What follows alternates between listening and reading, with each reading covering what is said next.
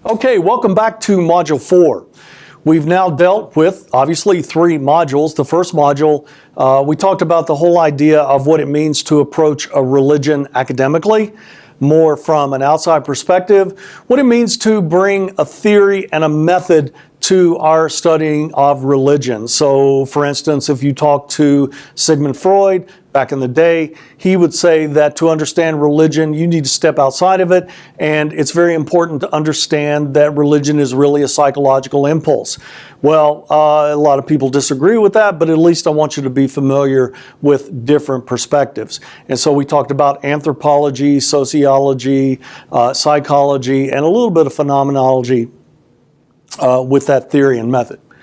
In the second module, we talked about Hinduism and Buddhism. We saw that in Hinduism, the problem with humanity is that they live in samsara. They're stuck in the wheel of death and suffering. And so the solution to that is to be liberated out of samsara, to be reincarnated again and again until eventually the Atman, the soul, is folded back into the Brahman. Then in Buddhism, we saw that the human problem is ignorance. Remember that Buddha's name, the name itself means to be awakened. He wanted to leave his basic teachings and religion and find his own way, and he believed and thought that he did find his way, and in that way he was awakened. He saw the true nature of reality. And so in Buddhism, people live in ignorance. What is the answer? What is the solution? It is to be awakened. The real word there, I should say the closest word there, is enlightenment. Then in Module 3, we turned to Taoism. And we also dealt with a little bit of Confucianist thought. In Taoism, the human problem is that a man or a woman lives out of balance. Everything is infused with energy. Everything is infused with force, with what they call the chi. And the secret, if you will, to life and to existence is to let the chi flow in a balanced way. And so Taoism is very, in some ways, practical religion that's trying to teach human beings how to live in harmony with nature, how to balance the chi, how to live well in the yin and the yang without dismissing either one of them. And then we saw how Confucianist thought differs with that. And we saw the difference between, if you will, the democratic and the hierarchical. Now as we turn into Module 4, we're really making a shift. And we're moving from, some people would say, well, we're moving from the East into the West, and that's not quite true because we're going to start with Islam. And Islam is not in the West. It was born in Saudi Arabia. And so that's still definitely within the East. And so it's kind of interesting that most of the religions that we're dealing with are actually still Eastern religions. Of course, with Christianity and to some degree Judaism, they became westernized as they moved west from their origins. But this week, we're taking an entire week to focus on one religion. This is the only time that we'll do that. And this religion is Islam. The reason why, there are a lot of reasons why I'm doing that, but the major reason why I'm doing that is because, as you know, Islam is a huge topic. Almost every single day, I think it's not exaggerating to say that almost every single day there's more news from something related to Islam or the Islamic culture. Just today, Yemen, 2 mosques. Now watch this. This is not Muslim on Christian. This is not Muslim on Jewish. This is Muslim on Muslim. There were 2 mosques that were bombed today in Yemen. And once again, this is kind of old news. And so Islam is very much in the forefront in our culture. Another reason why I'm taking a full week on Islam is because in many ways it's profoundly misunderstood. And I think this is important, especially whatever you may do with this degree going out with the religious studies. We think that a lot of our graduates are going to go out and be in some type of ministry. I think it's very important that as we go out and we teach other people, that we be educated and that we understand Islam for what it is, really without any value judgments. Because most of what I hear, if I hear that Islam is on the news almost every single day, the other thing I hear is people who talk about Islam, and essentially it's their prejudice coming through. Now watch this, it's their insider perspective. All right, most of them are Christian, or at least American. It's their insider perspective that is really prejudiced against Islam. And so what they're saying is not only prejudice, but it's just downright wrong.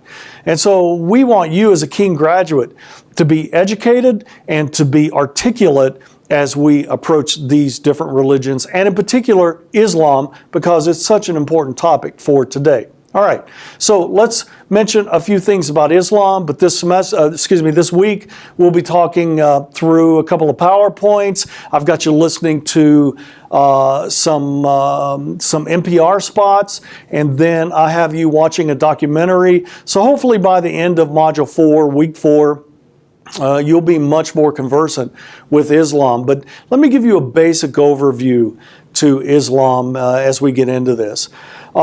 Again, like we saw with Buddhism, there is one founder to Islam, and that is Muhammad. Muhammad, as far as we can tell, was born about 570 CE. Notice this, CE, all right, in the Common Era. And we think he died somewhere around 632. The dates are very important for Islam. And Muhammad was born about 570, as we saw. And we think at around the age of 40, he received, according to Islamic thought, he received his first revelation. He was about 40 years old, so we're looking at around 610. And it was during the month of Ramadan. By the way, Ramadan is just not the name of the fast. That is the name of the month. Muhammad was outside of Mecca. You've heard of this. Muhammad was outside of Mecca, staying in a cave, fasting, and by this time he was quite wealthy, well-to-do, so people would come to him and he would help them with alms, what the Muslims call zakat. And he was in this cave during the month of Ramadan, seeking God, and he has this profound experience where the angel Gabriel, comes and visits him, and he feels like he's almost going to die, that he's crushed by this experience, and he doesn't quite know what to do with the experience for the next 2 years. But eventually his wife, Khadijah, says, look, you're not crazy. You need to listen to the revelations. And some people will call Khadijah, notice she's a woman. A lot of people have this idea that Muslims are very anti-women. Most Muslims see Khadijah, his wife, as being the first convert to Islam. She's the first Muslim. And so Muhammad, from 610 until 632, for the next 22 years, he will receive, again, this is from the Muslim perspective, he will receive revelations. And these revelations will be written down into chapters, and eventually, of course, these chapters will be compiled into what is now called the Quran. Now, the Quran is an Arabic word, and all it means is a recitation, or to recite.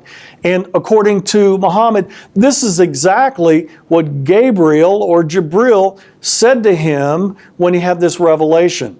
And so the Quran, literally in Arabic, means recite.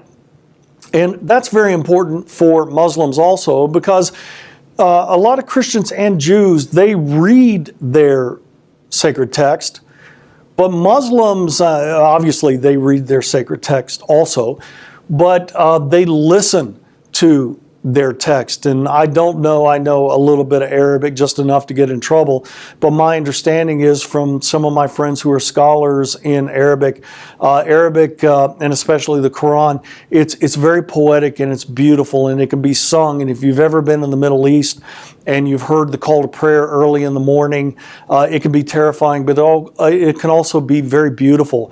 And it's kind of interesting to know that they're not necessarily singing songs, they're singing the Quran. And so as we approach Islam, I want you again to open your minds. Let's try to understand it from where Muslims are coming from.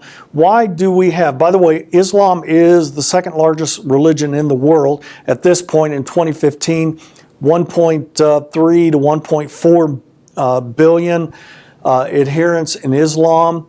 Christianity is the largest religion, about 1.9 billion. And so we have 1.4 billion Muslims in the world. Why are they Muslim?